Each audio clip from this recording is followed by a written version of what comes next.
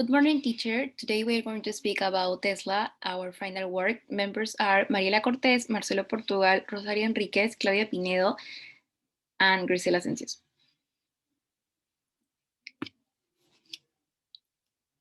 Tesla.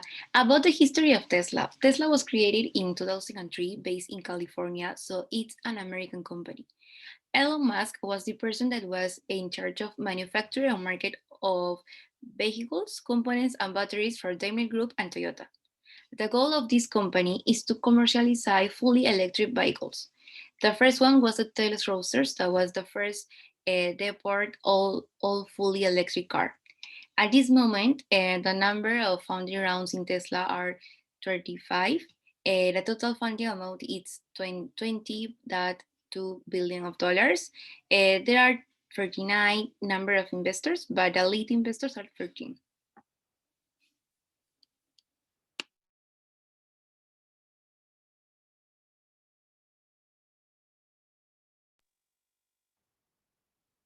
Well, about the 10 mutual funds hold, top 10 mutual funds in Tesla, we can see this list is mainly directed by American Funds Growth and Vanguard Total Stock.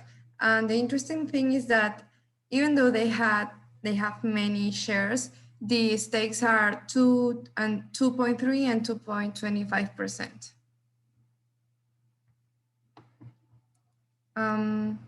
The same here in Tesla stocks. The stockholders are mainly the Vanguard Group and Capital Research and Management. They own many shares, but the stakes are also less than 6%.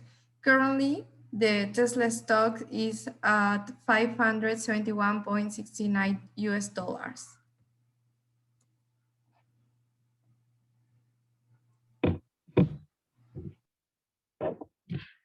Okay, next, for the Tesla's company strategy in the commercial area, we have a destination charging network, which is a system that was created for charge electric vehicles and cars.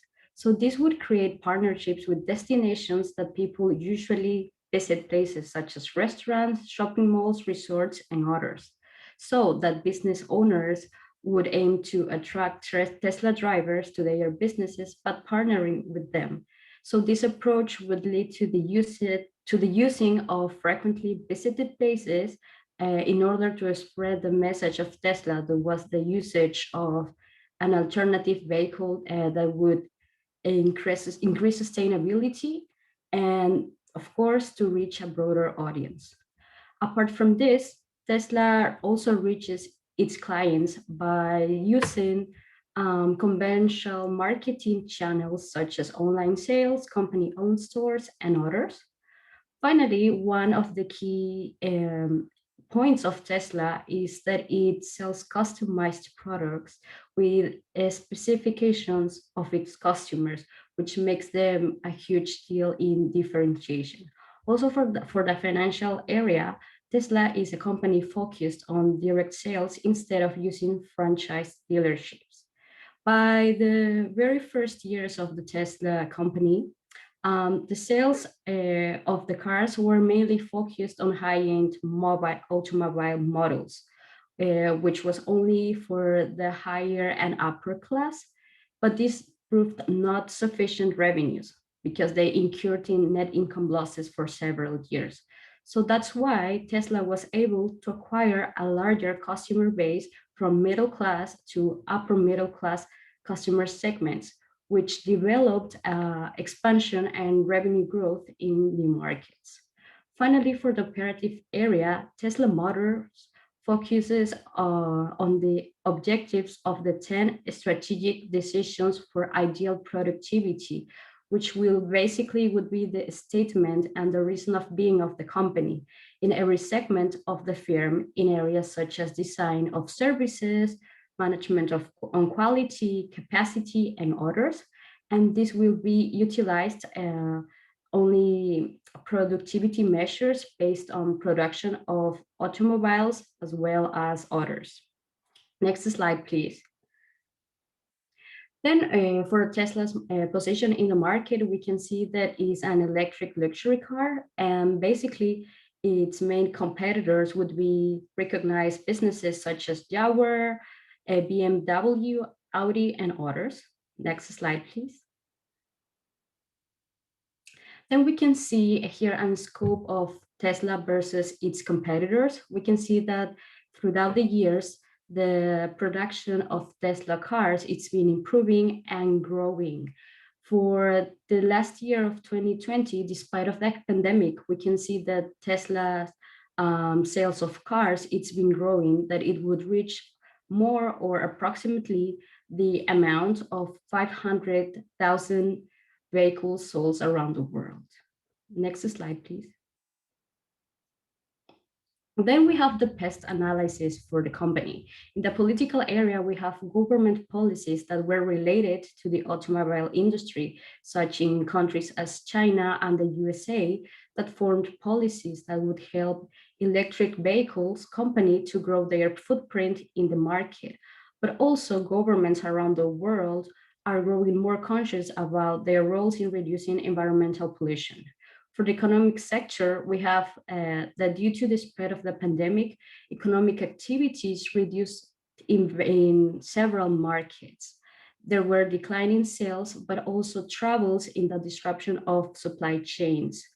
There was also a high decline in the affordable passenger car segment, but despite this, Tesla remained a resilient brand during the pandemic. In the social area, there's a growing acceptance and use of digital technologies in societies around the world, growing sales and the popularity of sustainable businesses. So this will lead to the Teslas growing in their popularity due to its sustainable business model and innovation. Finally, for technology, Tesla focuses on offering its customers a worldwide safer and connected driving experience. Also, its main characteristic is that it's focused on differentiation and owns technological features on board that are major attraction for buyers. Next slide, please. Then for the SWOT analysis in strengths, we have that Tesla is the first company to produce fully electric cars, owns a superior brand recognition and customer loyalty, and has a very high rate of innovation among others. For weaknesses, there's the current target in the market is too narrow and short to permit growth of the company. Also incurs in a high cost in production due to the expensive battery technology, and faces launch manufacturing and production delays when launching new vehicles and products of the company. But also Tesla is a one-man show, which means that the most recognized face of the company is, of course, Elon Musk as a sole representative. In opportunities, we have, of course, the big Asian market as an attractive untapped market because it's still unsaturated in automotive and renewable energy electric vehicles. Also, bringing battery production technology in-house will lower production costs. And we have that also 17.6% of the United States automotive market belongs to Tesla, which will lead to a huge opportunity in the growth of electric vehicle field. Finally, for threats, we also have that more auto manufacturers are releasing their own environmentally friendly cars. There's an aggressive also competition from alternative fuel vehicles and self-driving technology. And finally, there has been suspensions in the supply of manufacturing materials due to the increased prices of this.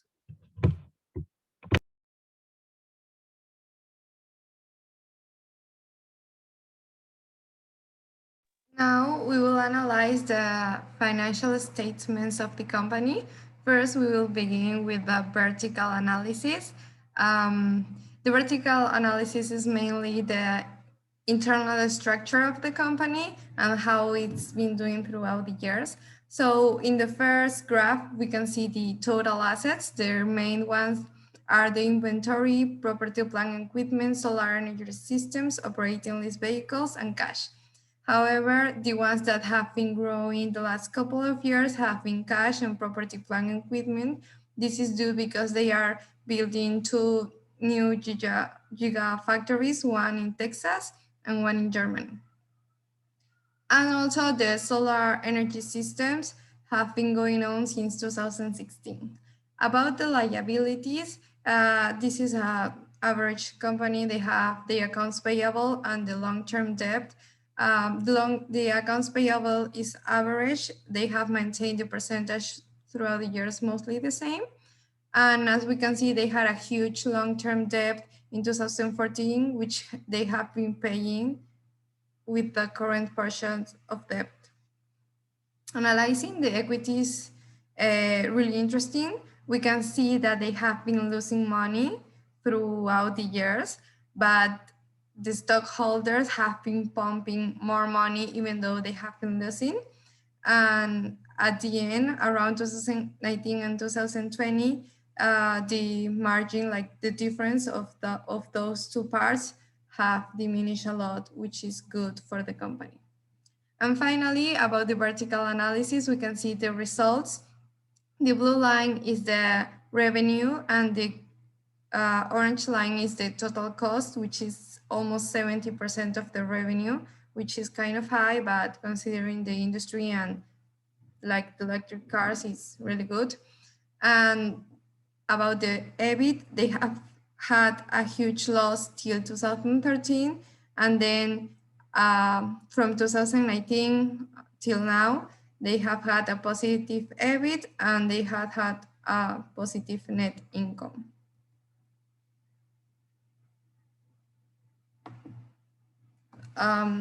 Horizontal analysis, as we can see in the assets part, they have been kind of stable except for inventory in 2012, and solar energy systems appeared since 2017. We can see that they have increased in cash and property, plant equipment too, as we mentioned before. About the liabilities, this is a graphic a little bit hard to analyze because of the debt, but as we said before, they are constant and they are paying everything they need to. They had a huge long-term debt in 2014, which they start also paying in 2015. About the equity, as we can see, the accumulated deficit has diminished till 2020, which became less than zero, so they are not losing money anymore, but the stockholders keep pumping in more money, which is good. About the results throughout the year, the total revenues percentage has diminished, but this doesn't mean that they have lost money. It just means that the percentage of the previous year has decreased, but they are keep making a lot of money. And as we can see, it's above zero. So they are making more money than the previous year. About the ratios analysis, we can see the profitability ratios, the ROA, ROE, ROS, and net profit margin.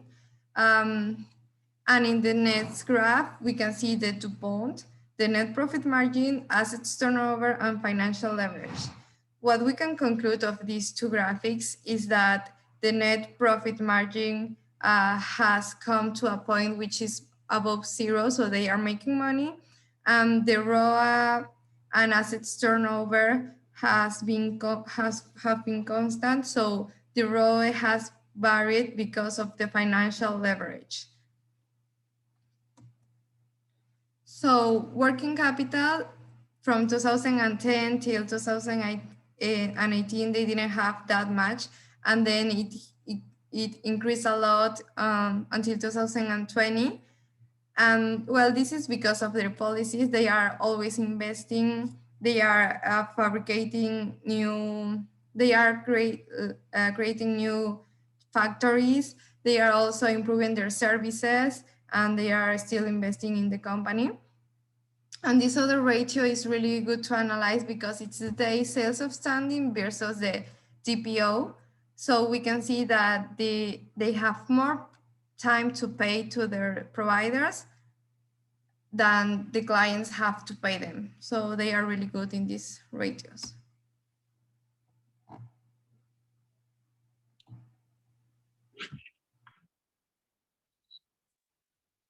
Okay, speaking now about the cash flow analysis. First, in the first chart, we can see the net cash from Tesla related to financing activities. It was really high in the last year comparing to the operating activities, and this is because the net cash used in investing activities in the previous year it was high, so the profit in the last years it been increasing. In the second chart, we can see the cash and cash equivalents or restricted cash. And as we can see in previous year before 2019, these ones were really close. And sometimes the cash at the end of the period, it was lower than the one at the beginning of the period. But in the last 2 years, it's been increasing a lot. The difference in 2020 is really high. Next slide, please.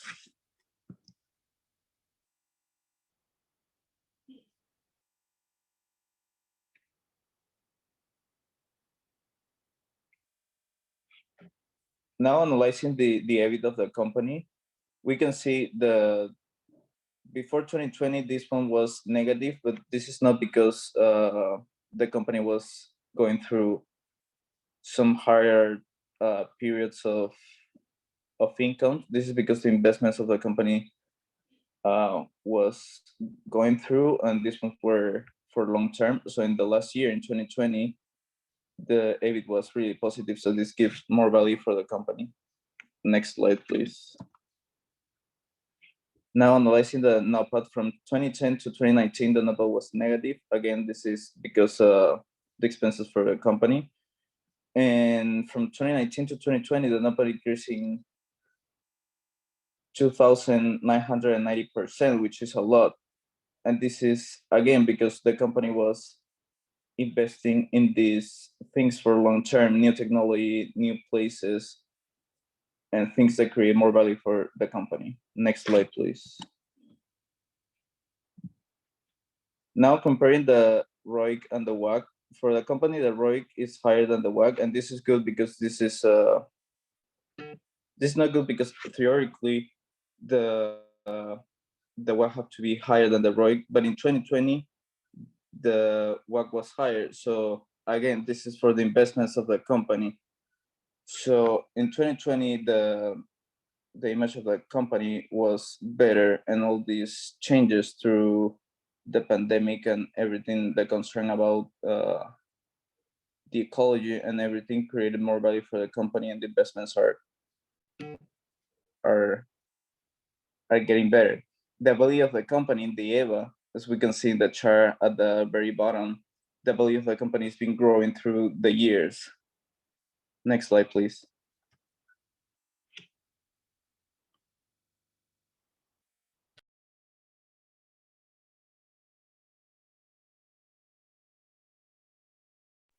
So as Marcelo has said, we can see the WACC and the ROIC, the difference, and the EVA, the economic value added, which has increased a lot in 2020, which is the main idea of doing a business.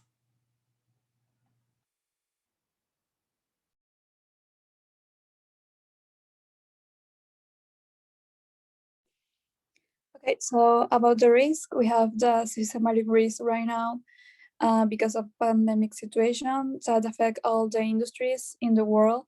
But obviously we have non-systematic risk. There are the increase of competitions, like different brands of electric cars or maybe batteries, and obviously the low gas price that increase the use of like normal cars industry, but also Tesla has been operating a loss between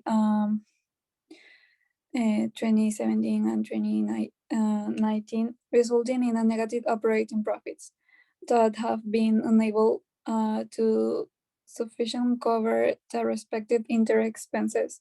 Also, Tesla managed to reduce their losses, taking like strategies like cutting capital and reducing the stores opening around the world. Tesla also carrying a substantial amount of debt. The negative free cash flow over the years don't help to distribute the profits between. They don't have the ability to pay out any dividends, so they are unable to generate sufficient free cash flow to expand its operations. Also, we have the dependence of his Model 3, and the cars also had been too expensive, and not only for the buyers, also they are costly for Tesla to make them.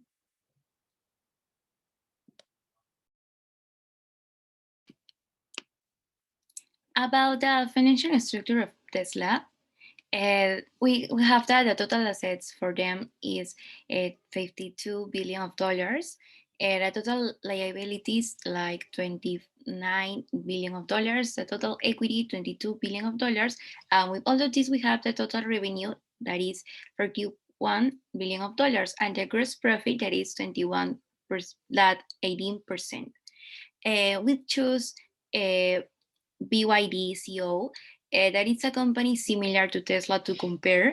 And we can see that the assets, liability, and equity, it's more than Tesla. And in the total revenue, they also have more than Tesla. They have $51 billion. But in the gross profit, we can see that they have less than Tesla. We also have to mention that BYD CO is not only for electric cars, but Tesla is only for that. So we can see for the difference, and Tesla is, if we see this comparison with BYD, we can see that it's really good in all these aspects. Next slide, please.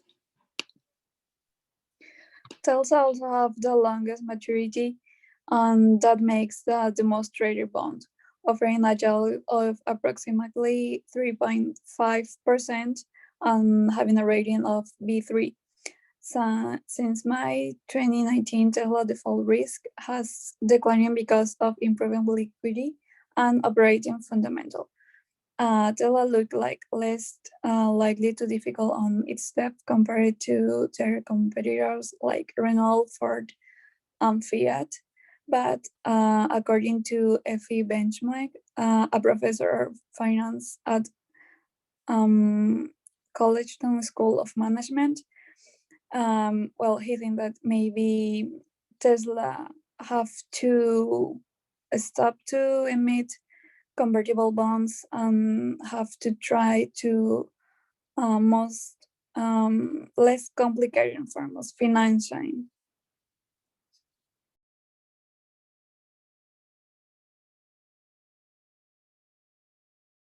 Thank you.